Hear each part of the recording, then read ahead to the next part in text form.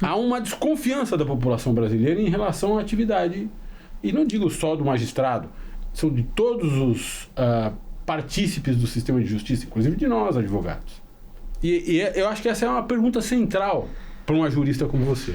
Bom, vamos lá. Eu não sei como convencer a população brasileira disso. Eu acho que, eu não sei se eu vou te responder, mas eu acho que como é que eu sinto? Eu acho que não sei se o judiciário goza de muito boa credibilidade perante a população, né? Quer dizer, se a população avalia bem o poder judiciário, se ela percebe que o judiciário responde às suas expectativas e demandas, etc. Eu não sei se a população consegue compreender as razões de decidir de um juiz. Eu acho que, de certa forma, a gente falha, não sei, estou tentando raciocinar para ver se eu chego aonde você, na questão que você apresentou no meu dia a dia como juíza.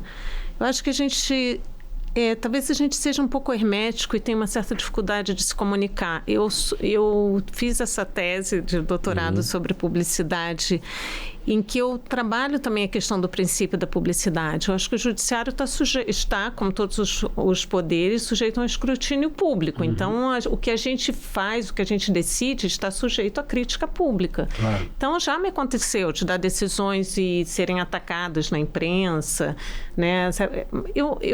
Da minha experiência, Valfrido, eu acho assim, eu acho que eu sou uma juíza bem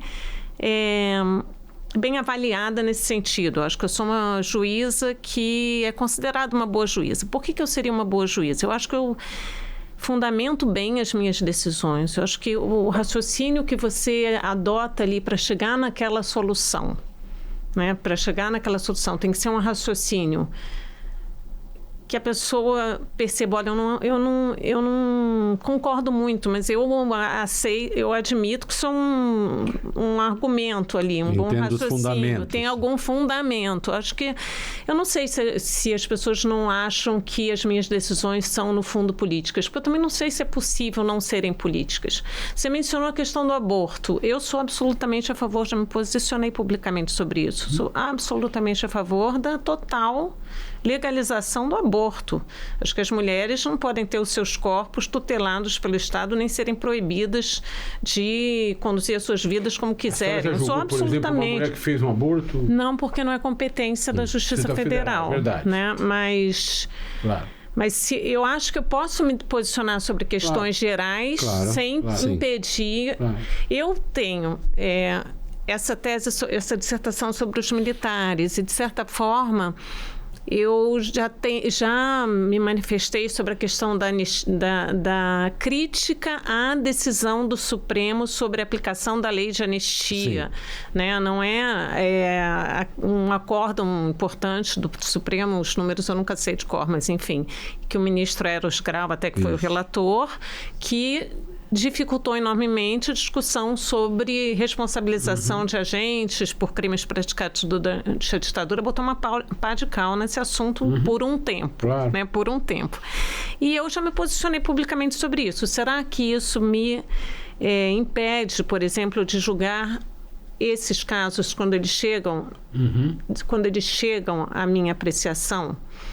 Eu não sei, eu tô fazendo uma pergunta. Será que a avaliação que vai ser feita, não, a Simone vai decidir assim porque ela é de esquerda, por exemplo, as opções políticas dela são essas, então ela está impedida de decidir isso? Eu acho que o judiciário tem que ser plural e tem juízes que pensam de várias formas. Eu acho que a solução justa vai ser produzida a partir de opiniões diversas. Juiz tem o espaço da sua subjetividade que é garantido mesmo, né? Quer dizer, as causas de impedimento são concretas.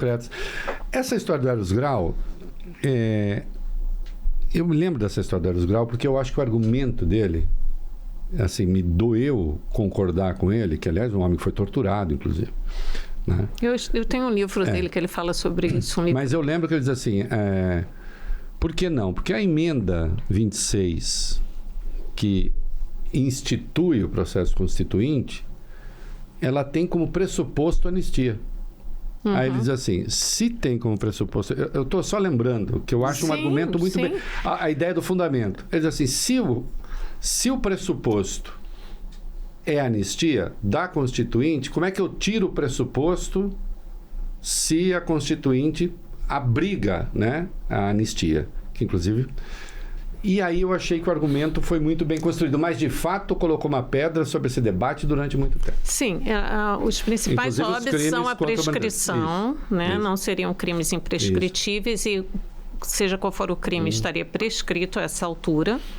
E o argumento da prescrição, recentemente Flávio Dino combateu, tratou de um outro aspecto, que é a questão da ocultação de cadáveres. Seria um crime permanente, enfim, não haveria incidência da prescrição nesse caso. Mas também, além da prescrição, aí sim, a anistia, a maneira como você interpreta e aplica esse conceito da anistia nesse caso. Só que quando a gente foi examinar... Eu participei do julgamento do caso do Rubens Paiva, mas, na verdade, o caso que eu relatei, que é esse da Inês Etienne, a gente já traz uma aproximação, já faz uma aproximação diferente, porque a gente trouxe os casos em que o Brasil foi condenado pela Corte Interamericana de Direitos Humanos. Então, você tem possibilidades. Eu acho, Reinaldo, também que no direito é tudo assim. O Marco Aurélio que falava isso, o ministro Marco Aurélio.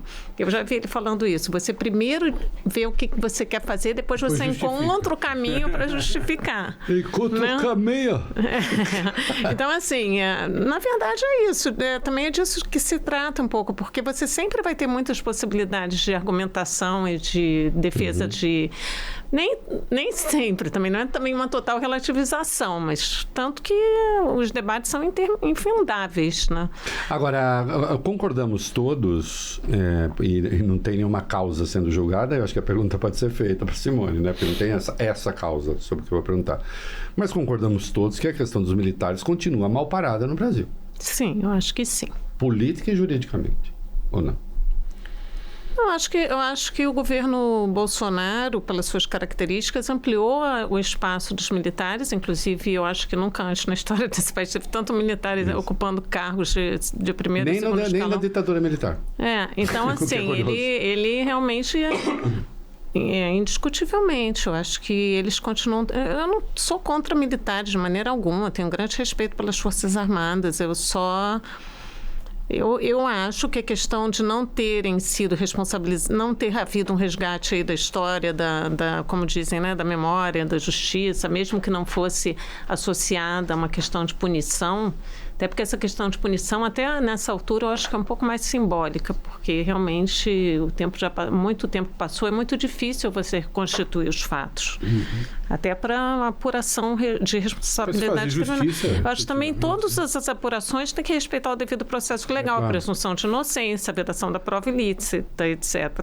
E tem um privilégio insuportável na Constituição que vira direito eleitoral, que é essa história de poder se afastar, concorrer à eleição, se eleito muito bem, acho que a partir de 10 anos, né? Menos não pode. Se eleito muito bem, se não eleito, volta. Não sei. A politização das Forças Armadas entra pela porta. Né? Então, a gente teria que realmente fazer revisitar esse assunto aí, mas nesse momento é difícil também, né? A gente tem várias questões presentes para serem discutidas. Dentro desse debate que a gente fez, você já tomou alguma decisão, né? A gente sabe que o juiz tem seu espaço pessoal, etc., mas você tem a fundamentação. Você já tomou alguma decisão que você disse, terei de tomar essa decisão e não gosto dela? O tempo todo. O tempo todo. E aí, como é que é? Ruim? A gente, olha, eu quando tem um caso difícil que eu não sei exatamente como que eu vou me posicionar, que eu fico muito na dúvida, eu geralmente postergo um pouco, volto, penso. Eu sou juíza, eu não tenho só competência criminal. Eu sou desembargadora com 3 competências: criminal, propriedade intelectual, que é bem interessante, e previdenciário, que é uma jurisdição bem importante e com muitos processos, é outro tipo de jurisdição, mas no crime. Eu digo que a minha matéria de predileção, porque eu sou professora de processo penal, é minha escolha. Eu tenho, assim, gosto de estudar processo penal, sou uma professora de processo penal. a prova... Coautora, Direito, Processo Penal, 2 volumes. Eu vou dizer uma coisa para você. Aliás, eu também quero corrigir uma coisa. Não tenho várias obras, tudo. Não, tá, Reinaldo? Eu tenho esse livro e eu até digo, eu sou muito preguiçosa. Tenho Direito esse livro... Penal, são 2 volumes. Mas é um... Tiago Bottino? Isso foi tipo assim, praticamente um manual, uma coisinha que a gente fez para os nossos alunos, que nunca atualizou. Está sendo vendido na Amazon. Não acredito. Porque está muito desatualizado. Mas está sendo vendido. Tiago Bottino é meu parceiro de vida. Ele é meu segundo ex-marido. Ele foi meu marido também. Nós nos separamos e temos vários projetos assim juntos, além da nossa filha, evidentemente, que a minha filha é caçula. Mas o processo penal, agora eu vou falar uma coisa. Uma vez eu falei uma coisa numa dessas lives que os advogados ficavam repetindo da tribuna. Eu falei assim, nesses processos da Lava Jato, essas denúncias são inviáveis. Tem uma denúncia de 700 páginas. Aí todo dia os advogados iam lá em habeas corpus, a denúncia é inepta, tem 700 páginas. Aí eu falei, olha, vocês estão proibidos de ficar citando minha palestra para aqui, né? Mas o que eu queria dizer é que a prova que é produzida não é uma prova de boa qualidade, assim, sempre. Então, muitas vezes a prova é uma prova que é difícil, então você fica, né, é difícil você fazer efetivamente, tomar a decisão.